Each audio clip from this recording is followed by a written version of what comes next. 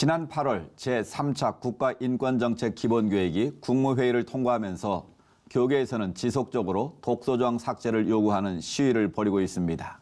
하지만 이 부분에 대해서 모르는 분들이 참 많으신 것 같은데요. 오늘 이슈를 보는 창에서는 동성애 동성혼 반대 국민연합 실행위원 지영준 변호사 모시고 관련 말씀 나누겠습니다. 변호사님 안녕하십니까? 예, 반갑습니다. 반갑습니다. 지난 8월 이후 이 문제 해결을 위해서 지속적으로 문제 제기도 해오셨고 활동을 해오신 걸 알고 있는데 지금 현재 상황 어떻게 진행되고 있습니까? 예, 지난 8월 3일 날 이제 국가인권정책 기본계획이 국무회의에 보고되고 공포 시행되고 있지요. 네. 사실 근데 그 국가인권정책 기본계획이 공표되기 전에 초안이 나왔을 때부터 이미 저희들이 이제 염려를 하고 6월 28일 경에 이제 그 대학교에 그 여름방학이 들어갈 때 그때 이제 우리 그 동성애 동성혼 국민 반대 국민연합 네.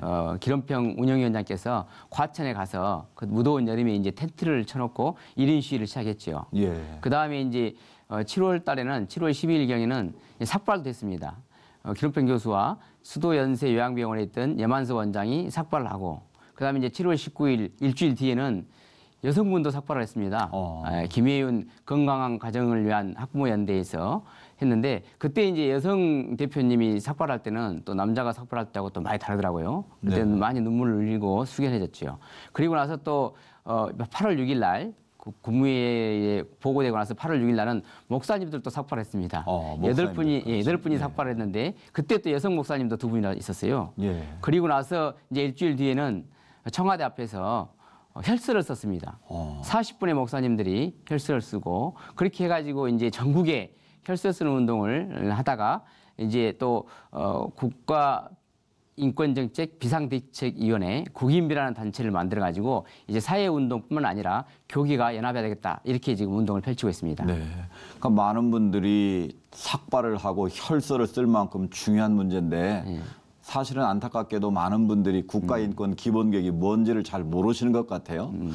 내셔널 액션 플랜, 그래서 NAP 아니겠습니까? 예. 근데 이게 왜 그렇게 중요한 겁니까? 네. NAP, 내셔널 플랜 액션 플랜 이렇게 원래는 또 내셔널 휴먼 라이츠 플랜 포 액션이죠. 그리고 말씀은 이미 단어에도 나타난 것처럼 액션 아닙니까? 액션. 그렇죠. 액션이 바로 취해진다는 뜻인데요. 얼마나 중요한지는 법무부가 내부를 발표하면서 그때 설명했던 자료를 이렇게 참조하면 금방 나옵니다. 제가 한번 읽어보면 법무부가 이제 제3차 국가인권정책 기본계획에 대한 설명 자료에 첫 번째로 뭐라고 했냐면 국가인권정책 기본계획 내부는 인권의 법적 보호 강화와 제도적 실천 증진을 목표로 하는 범국가적 종합계획이다.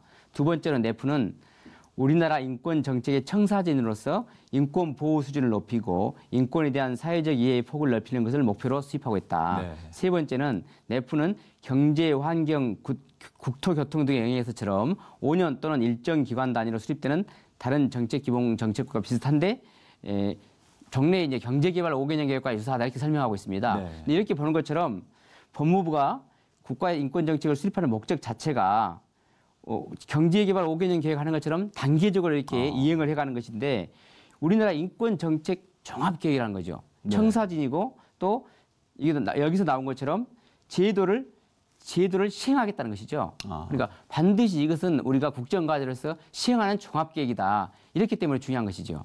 시행했다는 의지가 반영된 거네요. 네, 그렇죠. 그러니까 국가인권기본계획이 만들어지면 그것이 당장 법적 효력은 갖지는 않지만 지금 말씀하신 그 영향력이 앞으로 법제화까지 상당한 효력을 미칠 것이다. 그런 내용이시네요. 그렇죠. 사실 어떤 분들은 아니 그게 법도 아니고 종합계획 에 불과한데 그게 왜 이렇게 중요하냐 이렇게 생각하시는데요.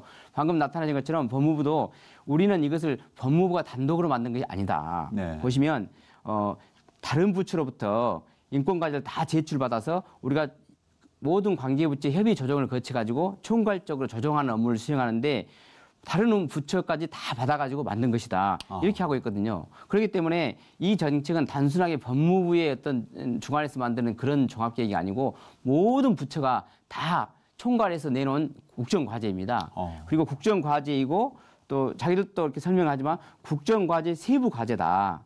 그래서 국무회의에 보고를 하고 공포 시행하는 것이다. 이렇게 설명하고 있습니다. 그만큼 중요하다는 거죠. 그러니까 국가인권계획원에서 그 안이 만들어지면 결국은 그게 법제화 된다는 거네요. 그렇죠. 법으로 만들어지면 법률이 필요한 것은 법으로 만드는 것이고 네. 법률이 없이도 바로 시행되는 것이 있습니다. 그게 이제 매우 중요하죠. 그럼 그게 만들어지면 어떤 결과들이 예상이 되나요? 그렇죠. 그러니까 이제 사실 이제 이 법무부 이 국가인권 정책 기본 계획에 따르면 바로 시행될 수 있는 것들, 법률을 만들지 않아도 바로 시행될 수 있는 것들은 이런 것들이죠.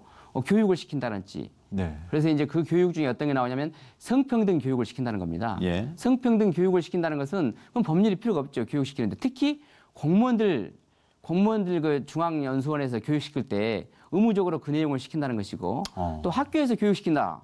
그러면 법률이 필요가 없죠, 사실은. 그렇죠. 이렇게 교육을 시키는 것이고 그다음에 이제 법률을 만드는 것들이 필요가 있습니다. 그런 거는 이제 차별금지법을 만들겠다 이런 것이고 또 이제 그 국가인권정책 기본계획에 보면은 이제 차별이나 비방하는 내용들은 모니터링을 강화하게 해서 네. 방송통신위원회에서 심의를 강화하겠다 이런 내용들인데요. 최근에 논의되는 혐오표현 규제법 논의 같은 것은 법률 제정을 할 수가 있죠.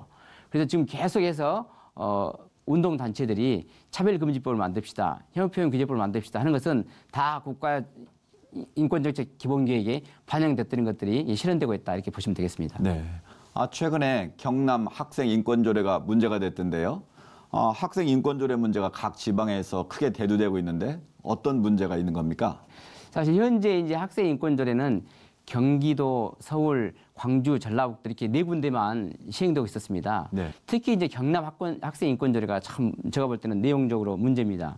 근데 이것을 단순하게 학생 인권조례 만드는 것이라고 생각하면 안 되고 이것을 방금 우리가 봤던 법무부 국가인권정책 종합계획하고 연결을 좀 지어봐야 됩니다. 예. 그 법무부 인권정책 그 종합계획에 보면 뭐라고 돼 있냐면 2부의 정책과제에 보면 인권의식과 인권문화를 높여가는 사회 그래가지고 인권교육 및 인권 개선에 관한 것이 있습니다. 네. 그곳에 뭐라고 나오냐면 국민 일반을 대상으로 해서 교육을 시키고 또 학교나 공무원의 또 인권 관련 종사자들 교육을 시킨다 이렇게 돼 있는데요. 학교 관련 교육을 설명하면서 뭐라고 돼 있냐면 이렇게 돼 있어요. 그 인권 친화적인 학교 문화 조성을 하겠다. 그런데 경남 학생인권조례 이름 자체가 인권 친화 학교 문화 조성을 위한 경상남도 학생인권조례거든요. 똑같네요. 예, 그렇죠. 그러니까 이 인권정책 기본계획에 있던 것들이 그대로 이제 지방자치단체에 반영돼서 네. 학생인권조례를 만드는 것인데요. 그런데 거기에 더 나가서 경남 학생인권조례에 보면 성인권 교육을 시킨다라고 그래요.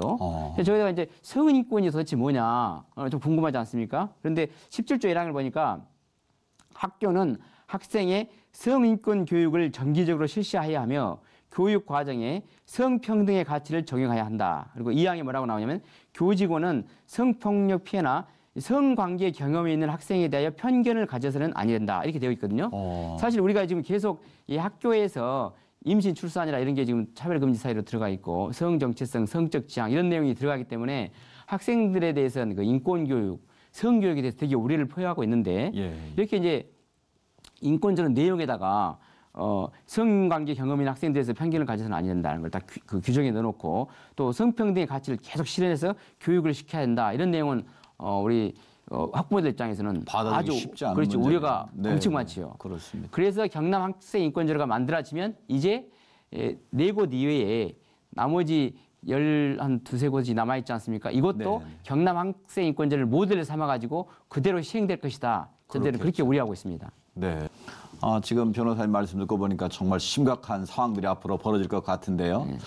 이런 문제점들에 대해서 우리 한국교회 목회자들과 성들이 예민한 감각을 좀 가지는 게 필요할 것 같고요.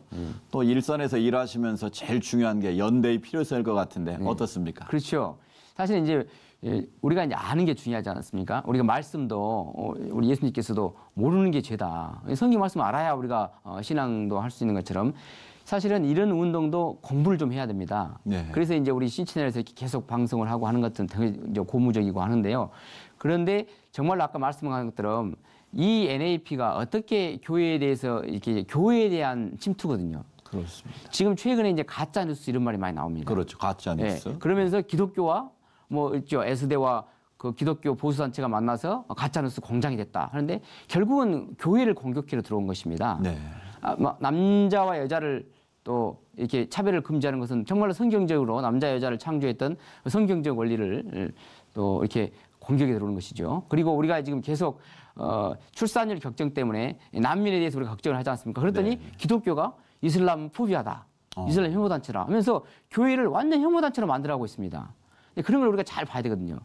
그런데 아까 그 인권정책 종합계획 내용을 보면 차별과 비하 내용을 모니터링을 강화하겠다. 네. 이게 사실은 그런 내용입니다.